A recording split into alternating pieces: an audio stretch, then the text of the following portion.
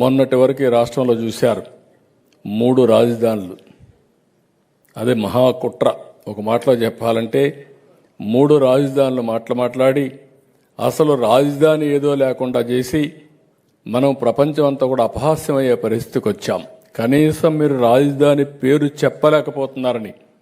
ఎంత నామోషిగా ఉంటుందంటే ఓసారి నీ పేరేంటంటే మన పేరు చెప్పుకోలేని పరిస్థితికి మనం వచ్చాం. ఎక్కడి నుంచి వచ్చావంటే ఆంధ్రప్రదేశ్ రాష్ట్రం అంటే మీది ఎక్కడ రాజధాని అంటే చెప్పలేని పరిస్థితిలో ఉన్నాం. ఈరోజు గర్వంగా చెప్పగలుగుతున్నాం మా రాజధాని అమరావతి అని. చెప్పడమే కాదు ప్రతి ఒక్కరూ గుర్తించే పరిస్థితి తీసుకొస్తాం. అలాంటి పరిస్థితిలో ఇంకొక పక్కన మీరు చూస్తే నేను ఏ పని చేసినా భావితరాల కోసం ఆలోచిస్తాను. సంపద సృష్టించాలి, ఆదాయాన్ని పెంచాలి, ఉపాధి అవకాశాలు మెరుగుపరచాలి. ఈరోజు మీరు చూసినప్పుడు మెడికల్ కాలేజీలు కూడా కొంతమంది కావాలని రాజకీయం చేసే పరిస్థితికి వస్తున్నారు. ఏదైతే ఈరోజు ఒక రోడ్డు ఉంది, రోడ్డు మనం ఏం చేసేది పీపీపీ మోడల్లో చేస్తాం. 10-15 సంవత్సరాలు వాళ్ళు రన్ చేస్తారు. రన్ చేసి మళ్ళీ ప్రభుత్వానికి అప్పచెప్తారు. అది ప్రభుత్వ ఆస్తి, రన్ చేసేది ప్రైవేటు వ్యక్తులు. తద్వారా ఎక్కువ పనులు అవుతాయి. నిన్న పార్లమెంటరీ కమిటీ కూడా ఒక మాట చెప్పారు. ఈరోజు ఉండే పరిస్థితిలో మెరుగైన చదువు కావాలన్నా, మెరుగైన సేవలు కావాలన్నా ఈ హాస్పిటల్ కానీ కాలేజీలు కానీ పీపీపీ విధానమే మెరుగైన విధానమని పార్లమెంటరీ పార్టీ కూడా చెప్పే పరిస్థితికి వచ్చారు. రికమెండేషన్లు ఇచ్చే పరిస్థితికి వచ్చారు. అలాంటిది మనం పీపీపీ విధానంలో ముందుకు పోతే ప్రజల్ని మభ్యపెట్టడానికి ప్రైవేట్ అంటారు. రేపు మీరు గుర్తుపెట్టుకోండి, ఎక్కడ దీని కింద ఇచ్చినా కూడా ప్రభుత్వ పాఠశాల పలాని టౌన్ అని పేరుంటుంది తప్ప ఎక్కడ మెయింటైన్ చేసే వాళ్ళకి చిన్న బొమ్మ వేసుకుంటారు. దాని మీద యజమాన్యం, దాని మీద పెత్తనం పూర్తిగా ప్రభుత్వానికే ఉంటుందని మరొకసారి ప్రజలందరికీ విజ్ఞప్తి చేస్తున్నా. ఇలాంటివి వచ్చినప్పుడు ఈరోజు మీరు రోడ్లు తిరుగుతూ ఉంటారు. ఒకప్పుడు మన రోడ్లన్నీ అధ్వానంగా ఉండేటివి. ఇప్పుడు పీపీపీ విధానం వచ్చిన తర్వాత one of the best roads వచ్చాయి, ఎయిర్పోర్ట్లు వచ్చాయి. ఇలాంటి ఒకటి కాదు అనేక వ్యవస్థల్లో మనం ముందుకు పోయే పరిస్థితికి వచ్చాం. సంపద సృష్టించడానికి ఏకైక విధానం పీపీపీ. దీనిపైన ఇంకొక పక్కన నేను ఆలోచించింది, వీటి వల్ల ఆదాయం పెరుగుతుంది, సంపద వస్తుంది, అదే సమయంలో ఆర్థిక వ్యత్యాసాలు పెరిగిపోతాయి. కాబట్టి P4 తీసుకొచ్చాం, పబ్లిక్ ప్రైవేట్ పీపుల్స్ పార్ట్నర్షిప్ అని. కింద నుండే కుటుంబాల్ని పైకి తేవడానికి ప్రత్యేక శ్రద్ధ, ప్రత్యేక కార్యక్రమాన్ని ఒక పద్ధతి ప్రకారం తీసుకొచ్చిన ప్రభుత్వం ఎన్డీఏ ప్రభుత్వం అని చెప్పి కూడా నేను మీకు తెలియజేసుకుంటున్నా.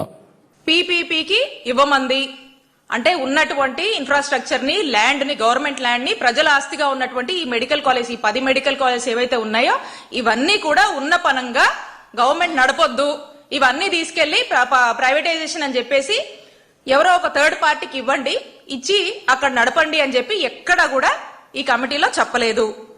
మరి ఇది చెప్పకుండా వీళ్ళు మాత్రము, చంద్రబాబు నాయుడు గారు మాత్రము వాళ్ళు చెప్పిందని లేనిపోని అబద్దాలని, లేనిపోని ఒక ఫాల్స్ ఇన్ఫర్మేషన్ ని, లేనిపోని ఒక ఫాల్స్ ప్రాపగాండాన్ని ప్రజల్లోకి పంపించేటువంటి ప్రయత్నం చేస్తా ఉన్నారు. కాబట్టి నేను చెప్తా ఉన్నా చంద్రబాబు నాయుడు గారికి, నేను సవాల్ విసురుతా ఉన్నాను చంద్రబాబు నాయుడు గారికి, ఈ కూటమి ప్రభుత్వానికి. ప్రభుత్వంలో ఉన్నటువంటి, ప్రభుత్వ మెడికల్ కాలేజ్ గా ఉన్నటువంటి ఈ కాలేజెస్ ని పీపీకి ఇవ్వమని ఎక్కడైనా ఈ రిపోర్ట్ లో ఈ కమిటీ రికమెండ్ చేసిందా? దీనికి చర్చకు నేను సిద్ధం, మా వైఎస్ఆర్ కాంగ్రెస్ పార్టీ సిద్ధం. మీరు సిద్ధమేనా? ఎక్కడైనా ఉన్నటువంటి గవర్నమెంట్ మెడికల్ కాలేజ్ ని ఆల్రెడీ ఇంత ఇన్ఫ్రాస్ట్రక్చర్ లే చేసినటువంటి దాన్ని పీపీపీకి ఇవ్వండి అని చెప్పి ఈ కమిటీ స్ట్రైట్ అవే ఎక్కడన్నా రికమెండ్ చేసిందా? చేస్తే చెప్పండి, మేము చర్చకు సిద్ధం. మీరు సిద్ధమా? వీళ్ళు రన్ చేయాల్సినటువంటి అవసరము లేదని వీళ్ళు వచ్చిన దగ్గర నుంచి చూస్తా ఉన్నాం. చంద్రబాబు నాయుడు గారు వాళ్ళ అధికారంలోకి వచ్చిన దగ్గర నుంచి కూడా ఈ మెడికల్ కాలేజ్ విషయంలో ఓ స్టాండ్ తీసుకున్నారు. ఇది జగన్మోహన్ రెడ్డి గారు తీసుకొచ్చారు. ఈ జగన్మోహన్ రెడ్డి గారు తీసుకొచ్చినటువంటి ఈ గవర్నమెంట్ మెడికల్ కాలేజ్ ని మేం కట్టాలనుకోవట్లేదు, వీటిని మేము డెవలప్ చేయాలనుకోవట్లేదు, ఇవి అందుబాటులోకి తీసుకురావాలనుకోవట్లేదు అనే స్పష్టమైన స్టాండ్ చంద్రబాబు నాయుడు గారు తీసుకున్నారు. దీని తాలూకా లెటర్స్ పెట్టారు. పదే పదే మేము ఇవన్నీ కూడా ప్రజలకు చెప్పడం జరిగింది. స్టార్టింగ్ నుంచి కూడా ప్రైవేటైజేషనే వాళ్ళ యొక్క ఇంటెన్షన్ గా, ప్రైవేటైజేషనే ఒక విధానము, ఒక ఐడియాలజీగా పెట్టుకొని దాని తగ్గట్టు అడుగులేస్తా ఉన్నారు. ఈ రోజున డిసెంబర్ 11న ఈ కమిటీ రికమెండేషన్ ఇచ్చింది. ఏమని? మెడికల్ ఎడ్యుకేషన్ ని ఇంప్రూవ్ చేయాలనే వీళ్ళ రికమెండేషన్ ఇచ్చారు. ఈ మెడికల్ ఎడ్యుకేషన్ ఇంప్రూవ్ చేయాలని వాళ్ళు చెప్తుంటే, ఇంబ్యాలెన్సెస్ పోవాలని వాళ్ళు చెప్తా ఉంటే, లేదు లేదు పీపీపీకే ఇవ్వమని చెప్తుంది, ఇదిగోండి నేను అప్పుడే ఆలోచించాను అని చంద్రబాబు నాయుడు గారు, నేను అప్పుడే ఆలోచించి ఇదే చేస్తున్నానని చంద్రబాబు నాయుడు చెప్తా ఉన్నారు. చంద్రబాబు నాయుడు గారికి పేదల ఆరోగ్యం మీద చిత్తశుద్ధి లేదు కాబట్టి, ఇలాంటి వంకలతో సాకులతో ఈయన చేయట్లేదు కాబట్టి, అక్కడ ఇచ్చినటువంటి, అక్కడ ఎంకరేజ్ చేస్తూ చెప్పినటువంటి ఆ కమిటీ చెప్పినటువంటి విషయాల్ని ఇక్కడ తప్పుదోవ పట్టించేటువంటి ప్రయత్నం చేస్తా ఉన్నారు. ఇది ఒక స్కాము. ఇదొక స్కామ్. ఏంటి? ఈ మెడికల్ కాలేజ్ ని ప్రైవేటైజేషన్ అని చెప్పేసి ప్రైవేట్ వాళ్ళకి అమ్ముకోవడం ఒక స్కాము. దీంట్లో భయంకరమైనటువంటి స్కామ్ ఇంకొకటి ఉంది. అదేంటంటే మనం చూస్తా ఉన్నాం, చంద్రబాబు నాయుడు గారు చెప్తా ఉన్నారు, ఇవన్నీ ఈ మెడికల్ కాలేజ్ అంట ఈ ప్రైవేటీకరణ చేసి మళ్ళీ దీంట్లో ప్రైవేట్ వారి బొమ్మ మాత్రమే ఉంటుంది, చిన్నది ఉంటుంది, కానీ మొత్తం అజమాయిషీ మనదే. అలాగే 2 సంవత్సరాల వరకు కూడా దీనికి సంబంధించి ఎవరైతే పని చేస్తారో ఆ జీతాలన్నీ కూడా ప్రభుత్వం ఇస్తుందంట. ఇది మొత్తం ఆ 2 years వరకు కూడా ప్రభుత్వం భరిస్తుందని చెప్పి చంద్రబాబు నాయుడు గారు చెప్తా ఉన్నారు. అంటే ఇక్కడ ఒక్కసారి ఆలోచిద్దాము. ఒక మెడికల్ కాలేజ్ రన్ చేయాలంటే అక్కడ దాదాపు మనకు ఒక 500 నుంచి 600 మంది సిబ్బంది అవసరం అవుతారు.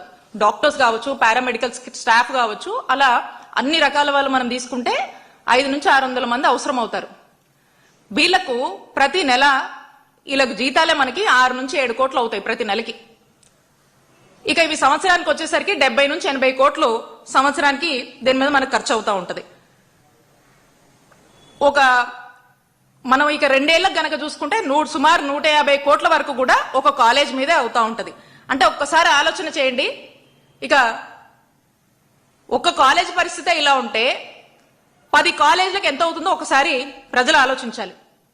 దీన్నంట చంద్రబాబు నాయుడు గారు ప్రభుత్వమే దీని మీద ఖర్చు చేస్తారంట, వాళ్ళేమో ప్రైవేటైజేషన్ కి తీసుకుంటారంట, ల్యాండ్ మందే, మళ్ళీ ఎంత? ఎకరానికి 100 రూపాయలు చొప్పున 66 ఏళ్లకు లీజుకి ఇస్తా ఉన్నారు. ఇన్ఫ్రాస్ట్రక్చర్ లే చేశాము, ప్రైమ్ ల్యాండ్, కొంత డెవలప్మెంట్ మనం చేస్తున్నాము.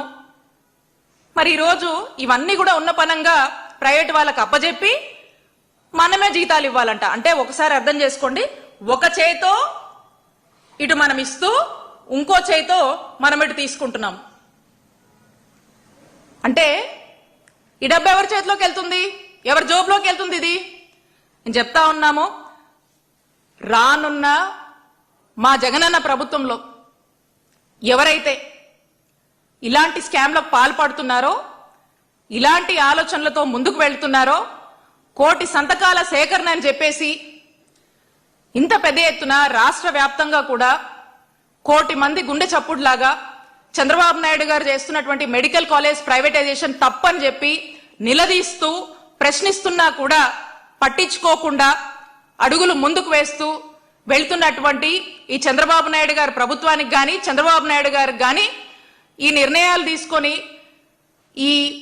ఈ విధంగానే మేము మా ఇష్టానికి అడిగే వాళ్ళు ఎవరు లేరు, చూసే వాళ్ళు ఎవరు లేరు, మమ్మల్ని ప్రశ్నించే వాళ్ళు ఎవరు లేరు, ప్రైవేటైజేషన్ అనేదే మా విజను, మా మెషిన్ అనేది బిజినెస్, మా ఐడియాలజీ, మా ఫిలాసఫీ పీపీపీనే అని చెప్పి వెళ్తూ మా నాయకుడు జగన్మోహన్ రెడ్డి గారు 17 గవర్నమెంట్ మెడికల్ కాలేజ్ తీసుకొచ్చి ఆరోగ్య ఆంధ్రప్రదేశ్ ని చేయాలనుకొని ఒక మంచి విజన్ ఫర్ పూర్ అని చెప్పి అడుగులు వేసినటువంటి మా నాయకుడు జగన్మోహన్ రెడ్డి గారి ఆలోచనల్ని ఈరోజు తుంగలోకి తొక్కేస్తూ మీరు వెళ్తున్నటువంటి తీరు ప్రజలందరూ కూడా చూస్తా ఉన్నారు. ప్రజలందరికీ కూడా మీరు చేస్తుంది తప్పు అని మిమ్మల్ని నిలదీస్తున్నారు, గొంతెత్తి ప్రశ్నిస్తున్నారు. అన్ని చోట్ల కూడా ఎక్కడ అవకాశం ఉన్నా కూడా ప్రజలు చంద్రబాబు నాయుడు గారి ప్రభుత్వాన్ని చీగొడుతున్నారని తెలియజేసుకుంటూ ఈ స్కామ్ కి, ఈ 2 రకాల స్కామ్స్ కి, ఈ ప్రైవేటైజేషన్ అనే పేరుతో మీరు చేస్తున్నటువంటి స్కామ్ కి అడ్డగోలుగా మీరు ఈ రోజున మీ యొక్క వ్యాపారం కోసము మీరు అడ్డగోలుగా దోసుకుంటున్నటువంటి ఈ అన్నిటి మీద కూడా దీంట్లో ఎవరెవరైతే ఉంటారో వాళ్ళ మీద ఖచ్చితంగా ఎంక్వైరీ ఉంటుంది. అవసరమైతే మా వైఎస్ఆర్ కాంగ్రెస్ పార్టీ ప్రభుత్వం అధికారంలోకి వచ్చాక మిమ్మల్ని జైళ్లకు కూడా పంపిస్తామని హెచ్చరిస్తున్నాం.